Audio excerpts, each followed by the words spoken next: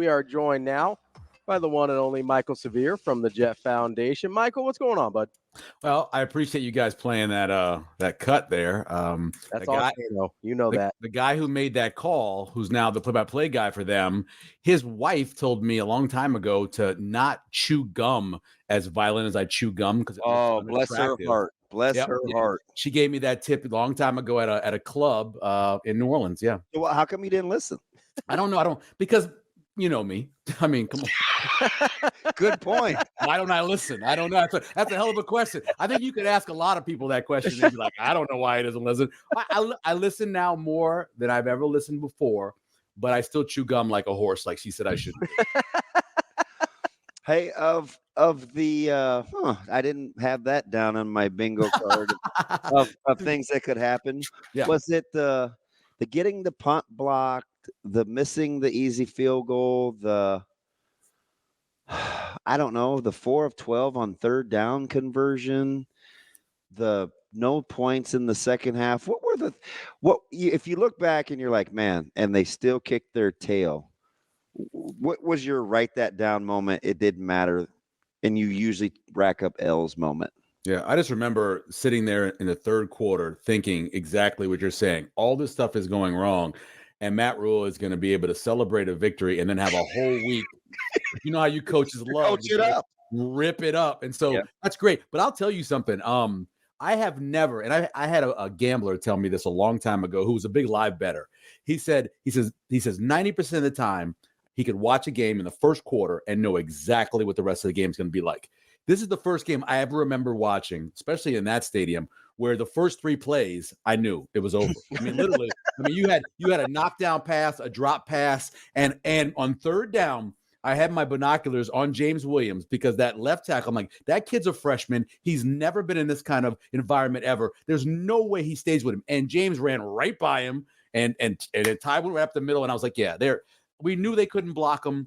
We knew it all week long. We talked about it, but once you saw it happen, you knew it was over. But yeah, tons of stuff to work on, and the field goal battery from the snapper to the kicker, not the holder. The holder's good. An issue. Snapping is definitely an issue. Yeah, I was waiting to tape an interview with Coach Rhule a few weeks ago, and we were watching them just kind of go through the whole process. They were out there for like 40 minutes. We watched them, and I'll tell you, out of the probably 20 snaps, 17 of them were bad, either low, high, or wide. Yep. And so that's scary to think about. But the great thing is you got a punter who catches everything, who does a great job of getting it down as best he can. So that saves him. But yeah, you got to be able to make a 32-yard field. As much, you know how I feel about Tristan. I want to see Tristan succeed. I love his grandfather. I talk to him all the time. I don't know, man. You can't have 32-yard misses. You just can't. Yeah. Michael, I know you watched line play where you're watching these games really, really closely. Yeah. A lot of what I heard after the game was some consternation about the offensive line, especially in the second half. How did you think they played overall? Because the commonality among the fan base is that the offensive line play wasn't very good. DB, if I ask you a question, will you be honest with me? Yes. Okay. What the hell is up with under center single back? They haven't ever run that. Then all of a sudden they put that in for this week and they can't run it. The offensive lineman didn't know what they were doing. The quarterback seemed like he didn't know what he was doing. Nobody knew how to line up. So I think they put some extra stuff on that offensive line because there were things that I thought looked really good. I thought that really good. And then other times where I don't even know what they know what they're doing. So I think they added a bunch of stuff this week for Colorado specifically, and they weren't ready for it. You know what I think? You know what's funny about that? What was my favorite formation? I like one back. Yeah. Because my favorite plays were 42-48 counter trap, which we could run it out of that look, and it's tough. How often did you practice that? How often did you practice that? Well, 225 times a week, probably. Right. I doubt they practiced that from what it looked like. Yeah, you can't. You're right. You just can't sprinkle it in. That's 100% true. Let me ask you something about like rhythm, because I guess we could read the definition, but I feel like you really know what it is when you see it. Mm-hmm. How much of what you felt like was going on with Nebraska's offensive rhythm was messed up by the flow of the game? Well, I can tell you this in the second half, and I went back and I worked on this. So I got home around 1.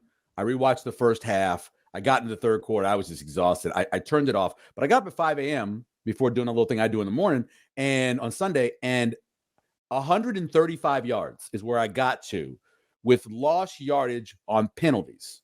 So they gained those yardage and they lost them because of penalties. There's no way you can sustain a rhythm when you have a 69-yard run call back, when you have a 19-yard play call back, when you have a 14-yard, a 7-yard.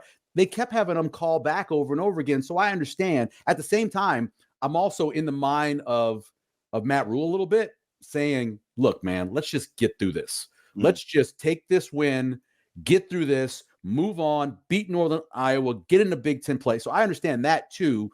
And as you know, I'm not a huge fan of the guy who calls plays. And so I think that's an issue too. I think they have an issue at that spot. So all those things together saying, look, you won 28-10.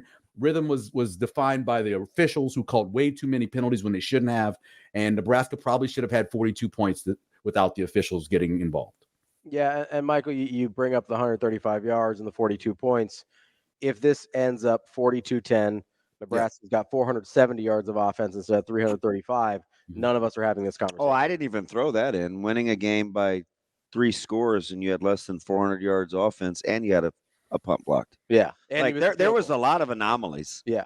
And 12 penalties. And I mean, 3 of 12 on third down. And on third down, yeah. The third down play is concerning, right? I look back at that first week against UTEP and God, what were they? 73%, something crazy, right? They were the top of the two. They were second in the country by the end of Saturday night last week when I went and looked at the stats. So they had amazing. I know that this game in the second half isn't like they're going to play. I don't think they're going to play the rest of the year. That was a unique situation in a unique atmosphere against a team that you just wanted to get out of there. You didn't care about putting up a whole bunch more points. It was just a different kind of thing. But I do understand that you're going to look back and go, well, damn, they didn't even rush for 200 yards against a team that's not stout up front. Well, that's obviously the offensive line's issue. Well, you throw that 69-yard run from Amir Johnson in there, and all of a sudden they're at 250. So, well, and when I mean, DB's talked about this a lot, but a lot of that short pass, swing pass game, the kind of the touch pass, I think, to Barney while he's coming across, like that's all really rushing yardage. Yeah, sure. I mean, so it's start adding those things up and it gets different in a hurry. Go ahead. I've gotten to the point now, DB, where like I watched the Broncos play yesterday, and I'm a fan of Sean Payton. He brought the city a Super Bowl, and I admire. I think he does a great job coaching.